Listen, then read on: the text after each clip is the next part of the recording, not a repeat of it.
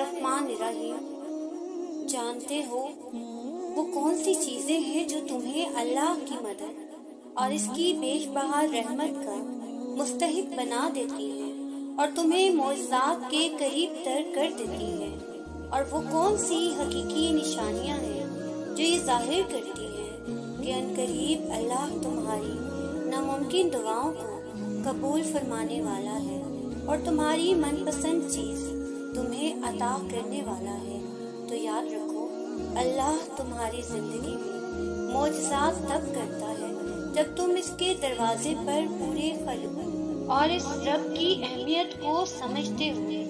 اس کی عظمت کے شان شان دستک دیتے ہو اور صبر سے اس کی رحمت کے امیدوار بنے رہتے ہو، تو جان لو بہت جلد تم ان الطاف و عنایات سے سرفراز کیے جاؤ گے جس کی مثال حضرت ایوب علیہ السلام کی زندگی سے ملتی ہے۔ اللہ فرماتا ہے،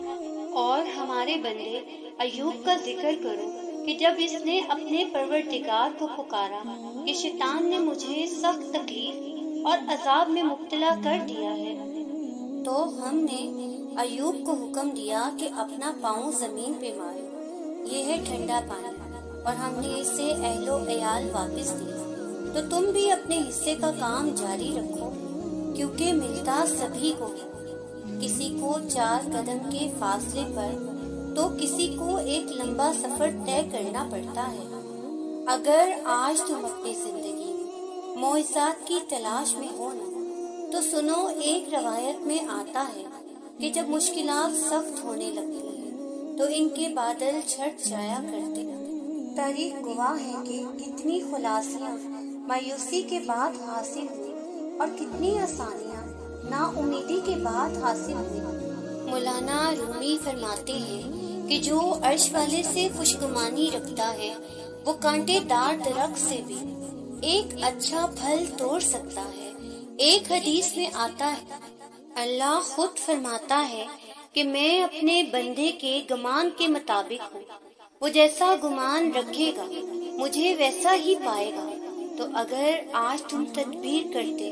تھک چکے ہو، کاوشوں کے دریا بہا چکے ہو، ہر قسم کی تباہ آزمائی کر چکے ہو، لیکن حالات کو مسخر کرنے میں ناکام رہے ہو، تو بدگمانی اور مایوسی کا گہرا لبادہ اوڑھنے سے پہلے یہ سوچو کہ تم با اختیار نہیں ہو۔ کوئی ہے تمہارا فیصلہ کرتا ہے، کوئی ہے جو تمہارے لیے بہترین سوچتا ہے۔ وہ مہربان خوب جانتا ہے کہ تمہارے لیے کون سے حالات اور کون سا وقت بہتر۔ یاد رکھو، تم کبھی اپنے نصیب سے لڑ نہیں سکتے، بلکہ تمہاری دعائیں اور تمہاری عاجزی تمہارے نصیب سے لڑتی ہیں، اور جب تم ایک بار اس کے کہے پر سر جھکا لیتے ہو نا، اس کی رضا کے لیے ریزہ ریزہ ہو کر مٹی ہو جاتے ہو، تو وہ اس مٹی سے تمہیں دوبارہ زندہ کرتا ہے اور تمہارے لیے ایسے اسباب بناتا کہ عقل انسانی دنگ رہ جائے۔ وہ ہر اس چیز کو ممکن کر دکھاتا ہے جو تمہارے لیے ناممکن ہوتی ہے۔ اللہ قرآن میں خود تم سے مخاطب ہے کہ جن لوگوں کو ہم سے ملنے کی توقع نہیں، وہ جان لے کہ ہم ہی جو انہیں سمانے زیست پہنچاتے رہے ہیں اور ان کے حالوں سے پوری طرح باخبر ہیں، اور تم پر یہ جائز نہیں کہ تم اللہ کی رحمت سے مایوس ہو۔ قسم ہے آسمان کی اور رات کے نمودار ہونے کی، کوئی جان ایسی نہیں جس پہ وہ نگہبان نہ ہو۔ تم صبر و استقلال میں چونٹی کی سی مثال بنو جو 100 بار درخت پر چڑھتی ہے اور گرتی ہے، پھر چڑھتی ہے، پھر گرتی ہے، حتیٰ کہ وہ اپنی منزل تک پہنچ جاتی ہے، پر اکتاتی نہیں۔ اور اگر تمہیں لگتا ہے کہ اللہ کی مدد اور اس کی رحمت کے دروازے تم پر بند ہو گئے ہیں اور تمہاری دعا کا کوئی نام و نشان نظر نہیں آ رہا، تو سنو، واصف علی واصف فرماتے ہیں کہ کوئی انسان ایسا نہیں جس پر رحمت کے دروازے بند کر دیے جائیں۔ رحم کرنے والے کا کام یہی ہے کہ وہ رحم فرماتا ہے، اور رحم اس کے فضل کو کہتے ہیں جو تمہاری خامیوں اور گناہوں کے باوجود بھی تم پر کیا جاتا ہے۔ اور دعا وہ عبادت ہے جس سے تمہارا خوف دور ہوتا ہے، اور دعا کا حاصل بھی یہی ہے کہ وہ صرف تمہیں مستقبل کے خوف سے اور اندیشوں سے نجات دلاتی ہے، بلکہ اپنے بہترین وقت پر قبولیت پا جاتی ہے۔ اللہ قرآن میں خود فرماتا ہے کہ ہم نے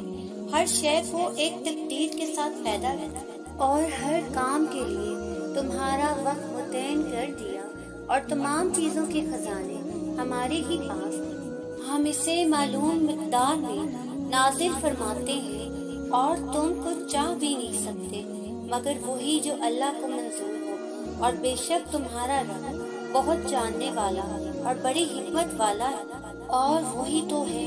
جو مسلسل تمہاری نگہبانی کیے ہوئے ہے، اور جانتے ہو وہ کون سی چیز ہے جو تمہیں اللہ سے غیبی مدد دلواتی ہے اور موضوع کے قریب کرتی ہے۔ تو یاد رکھو، اگر تم غم اور تفرقات کے گہرے سائے میں رہتے ہو اور وسوسوں کو خود پر مسلط رکھتے ہو، تو یاد رکھنا یہ وہ علامت ہے جو تمہارے مقدر کے روشن پہلو کو بھی تاریک بنا دیتی ہے، کیونکہ دل میں کینہ کپٹ اور غلط گمان کا پیدا ہو جانا تم میں شکوے اور نفرت کے جذبات پیدا کر دیتا ہے۔ بس تم جان رکھو، جب اللہ تمہارا نصیب بدلنا چاہتا ہے تو وہ تمہاری نظر ان مثبت پہلوؤں کی جانب موڑ دیتا ہے جو تمہاری مایوسی کو امید کی ایک نئی روشنی تک لے جاتی ہے، اور تمہاری محنت، کوشش اور یقین سے کی گئی دعائیں ہر چیز کی سمت بدل کر تمہاری جانب کر دیتی ہے جو تمہارے نصیب میں بھی نہیں ہوتی، کیونکہ جب اللہ تعالیٰ کسی کو کچھ دینا چاہتا ہے نا، تو وہ اپنی رحمت کی وہ بارش تم پر برساتا ہے جس سے تمہارے دل کی مردہ زمین پھر سے جی اٹھتی ہے۔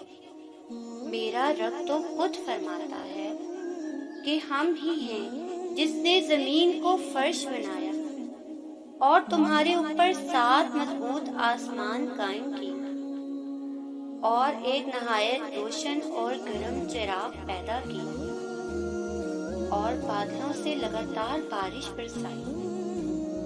تو جس ذات نے پوری کائنات تخلیق کر دی، اس کے لیے تمہارے مقدر کو بدلنا کیا مشکل ہے۔ جانتے ہو اللہ تعالیٰ تمہارا نصیب کب بدلتا ہے اور اپنا کن کب فرماتا ہے، تو جان لو تمہارا مقدر بدلنے کا ایک اشارہ تو یہ بھی ہے کہ جب تمہارا حوصلہ ختم ہونے لگے، تم بالکل ٹوٹ کر ضبط کے آنسوؤں کے ساتھ بار بار اللہ کو پکارتے ہو، اور راتوں میں اٹھ کر اس کے آگے سجدہ ریز ہوتے ہو، تو جان لو یہی وہ وقت ہوتا ہے جب ساری کائنات تمہارے لیے دعا بن جاتی ہے، اور تمہارے ہر بگاڑ کو سوار کر وہ نئے راستے پیدا کرتی ہے جو تمہیں مقدر کی بلندیاں تک لے جاتے ہیں۔ نبی پاک صلی اللہ علیہ وآلہ وسلم نے فرمایا،